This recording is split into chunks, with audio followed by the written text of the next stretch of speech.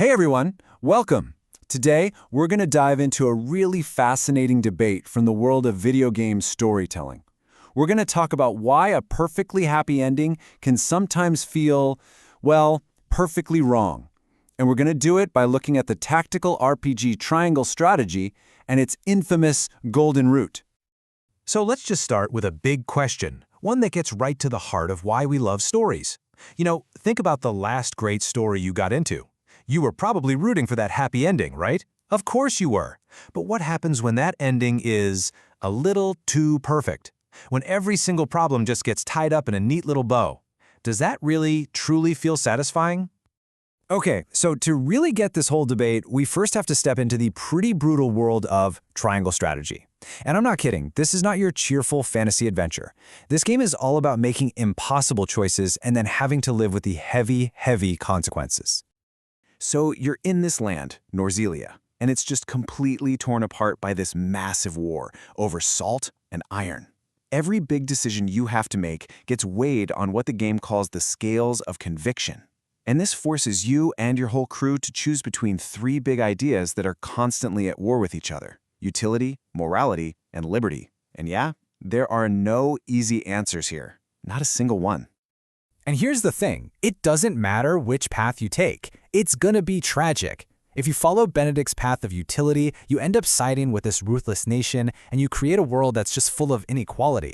If you follow Roland's morality, you have to sacrifice an entire group of people just to get this rigid, oppressive peace.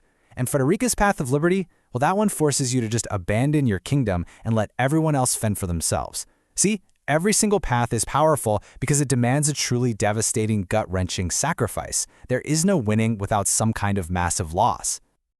But hold on a second. What if you didn't have to choose? What if there was a secret, fourth path, one that required no sacrifice at all?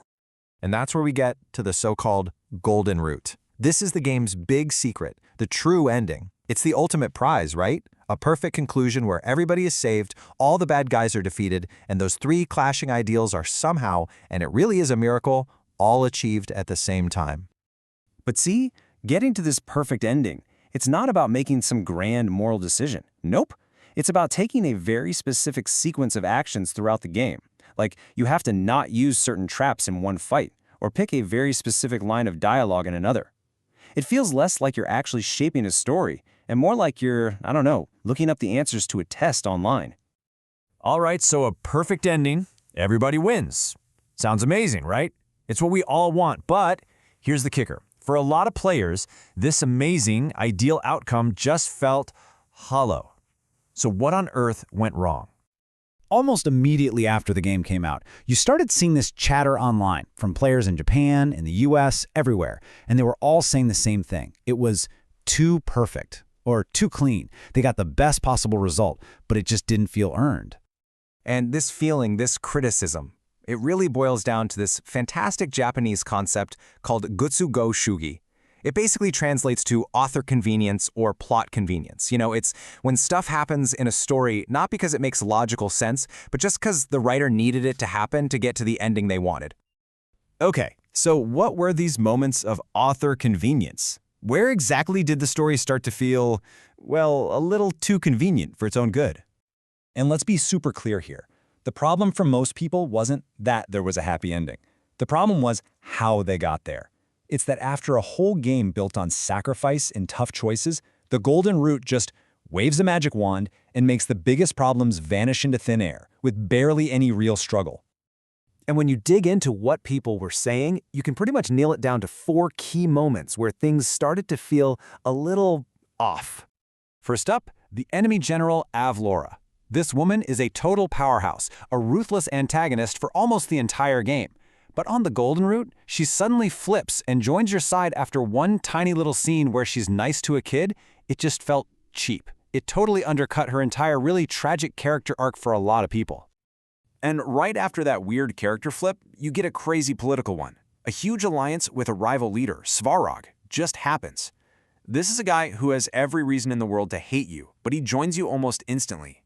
We're talking about decades of betrayal and hatred, and it just poof. Gone. No negotiation, nothing. Then you get to the big final battle, and the plan is, well, it's strategically insane. A three-front war. They split their tiny army into 3 and attack 3 places at once. And guess what? It works perfectly. No delays, no miscommunications, no logistical problems. It's not a believable war strategy. It's a perfectly designed video game level where you can't possibly lose. And the final nail in the coffin of convenience? The main bad guys, this iron-fisted theocracy, they've been in power for centuries, and they just collapse overnight after one single secret gets revealed. There's no civil war, no loyalists fighting back, nothing. Just a clean, convenient implosion that ties up the plot. But here's where it gets really, really interesting. This whole too perfect thing, it kind of shows a split in what different audiences are looking for in a story. Because while pretty much everyone noticed these convenient moments, their reasons for being bothered by them could be pretty different.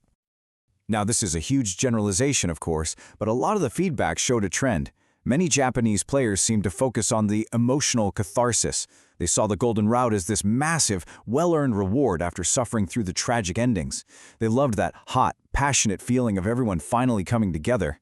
On the other hand, a lot of US players seemed more focused on logical consistency. They were questioning the realism of the strategy and felt like the game's core philosophical battles were just dodged instead of actually resolved.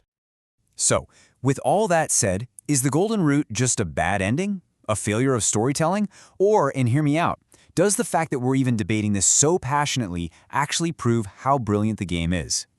And this is the key right here. That amazing feeling you get on the Golden Route, that massive catharsis, it only exists because you've seen the other endings. That perfect, happy conclusion only feels so good because you've already experienced how painful and imperfect the alternatives are. The perfection is literally defined by the imperfection that came before it.